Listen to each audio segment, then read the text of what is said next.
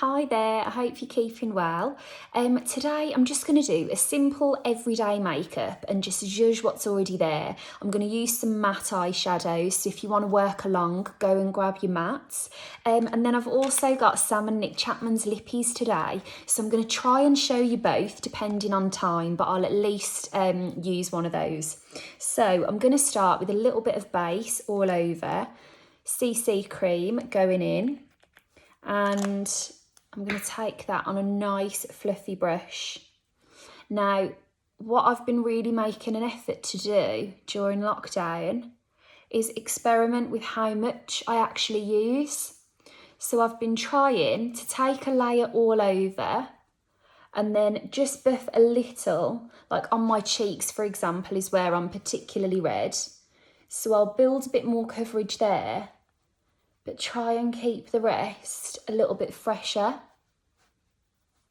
So I'm just going to take this all over.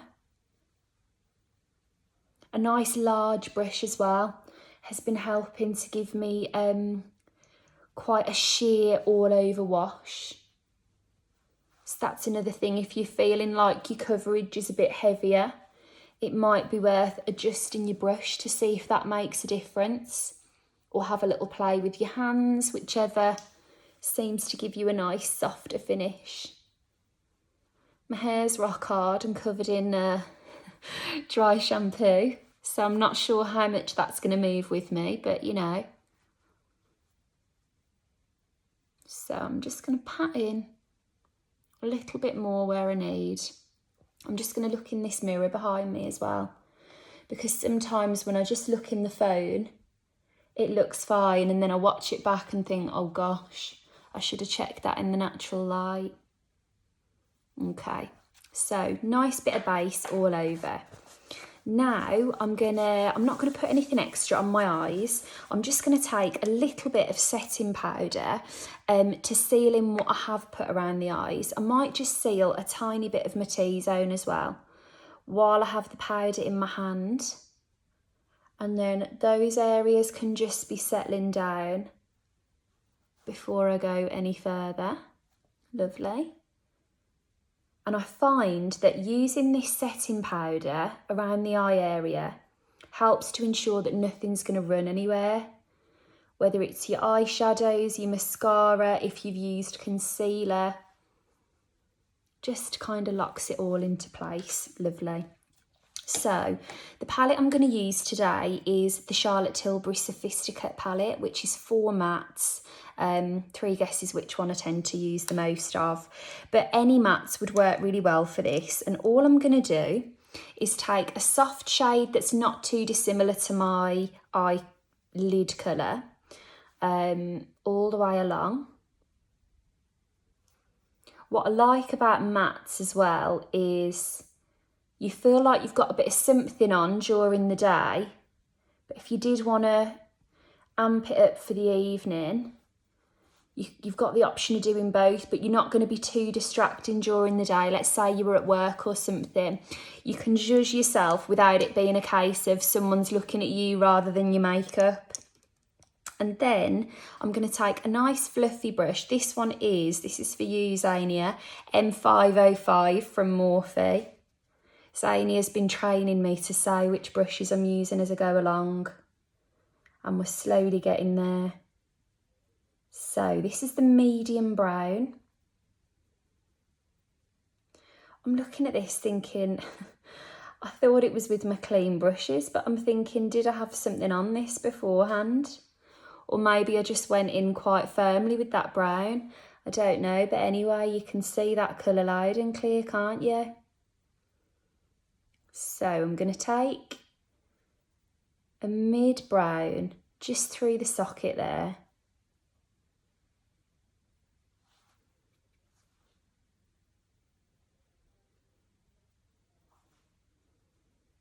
Keeping an eye that it's all the way in. I'm going to just take a clean blending brush for a minute.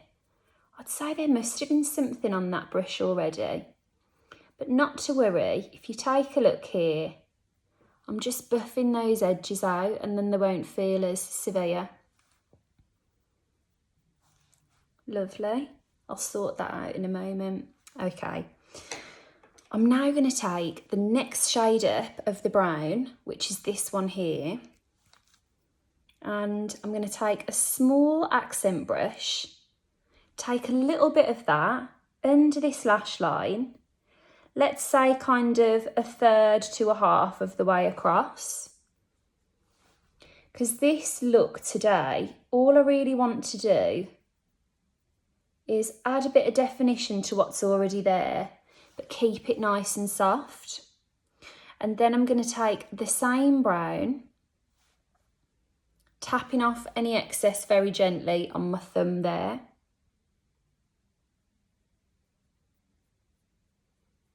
And just kick this out in these outer corners. Now, the lovely thing about using a shadow for your liner is you can be using your finger there to soften it out and make it as smudgy or as firm as you want. If you're someone that's not as confident with liner, it's really great to get your shape exactly where you want it, and then you can always go back in with a pencil or a liquid and just intensify what's there.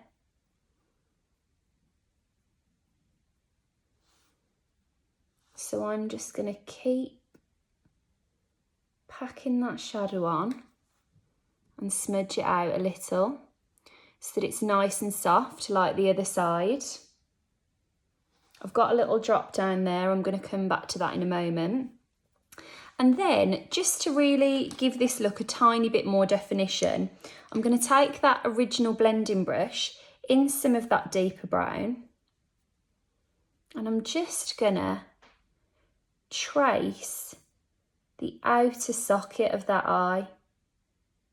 Now, I did this yesterday, and on its own, it felt quite plain, but then when I got a bit of mascara with it, it felt absolutely lovely. So I'm going to gently tickle that on with this brush. Now that feels quite firm. So what I'm then going to do is take a clean brush with some of the mid brown and soften out those edges so that I get this really lovely seamless blend.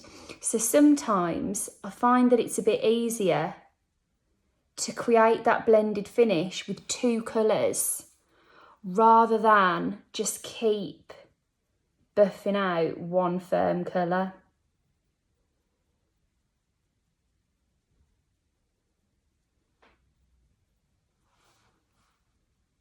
Now,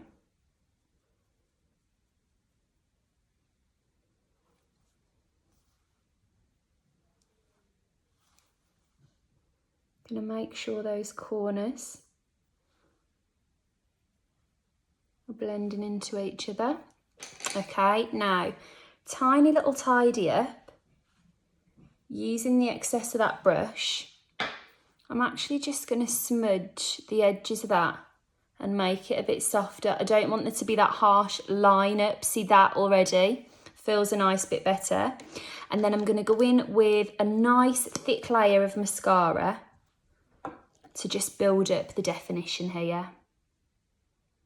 Because the whole purpose of this look, I don't want any harsh lines. I don't need it to be perfect or symmetrical. I just want to create a little bit of depth and shadow in areas that are going to make my lashes look a bit fuller and give a little bit of shape and structure to my eyes. And I'm desperately trying to race through it so I can show you these lippies. So while I'm doing this, another lovely little thing I meant to mention. I had a lovely email from Nic, not yesterday, the day before. And Nic was telling me about his wife-to-be, Katie, if you're listening. And he reckons that from following these tutorials, she's absolutely fab at doing her makeup. And he was telling me that unfortunately, because of everything that's happened with the coronavirus, they've had to postpone the wedding that was meant to be in October. So if you're there, Katie, I'm so sorry to hear about that. And Nic reckons you're absolutely fab at your makeup now. So at least by the time the wedding comes around, you're gonna look even more of $1 million than you were gonna before. So let's just keep that as the bonus when we're thinking about it all. Okay, so I'm going in with a little bit of brow gel. This is tinted. So one little thing to give them a bit of colour and shape them and frame them and all the rest of it.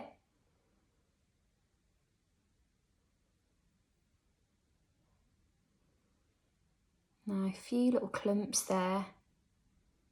So I'm just gonna be really gentle with that brush and try and soften them out. This actually hasn't been my best tutorial, but it's because I'm rushing, because I'm so excited to get into these lippies. So anyway, complexion, I'm going to go back in with a little bit of bronzer on a nice big fluffy brush. I don't want any harsh lines. I just want an all over little wash of a glow.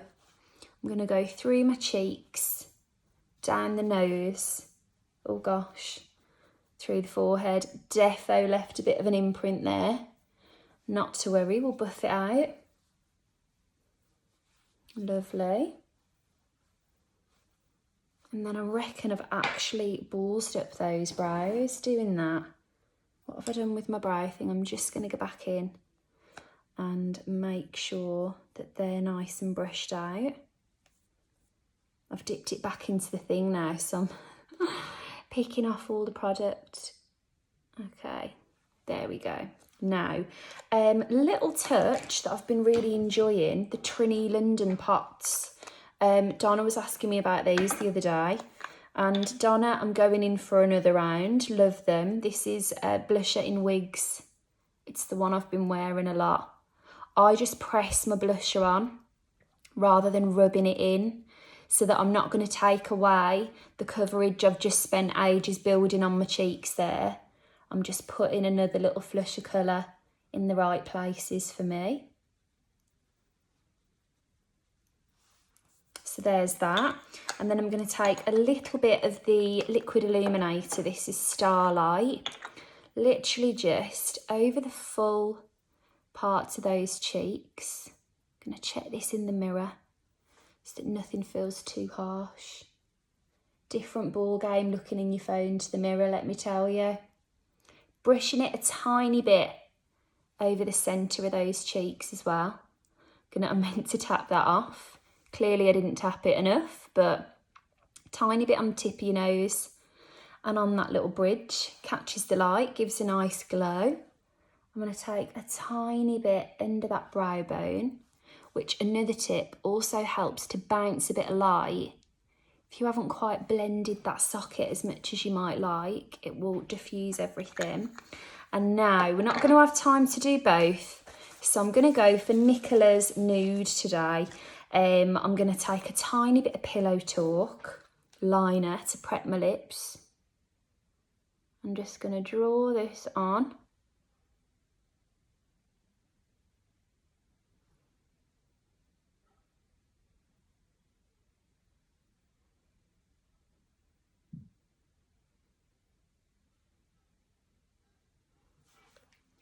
Lovely. And then first time with Nicola's. Sam's is like a cool red, so I'll use that one next time. This is a really pinky peachy.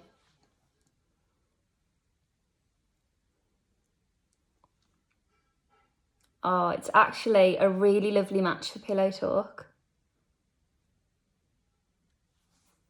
There we go. So there's Nic's. Let me see, actually, I've got enough time to show you Sam's.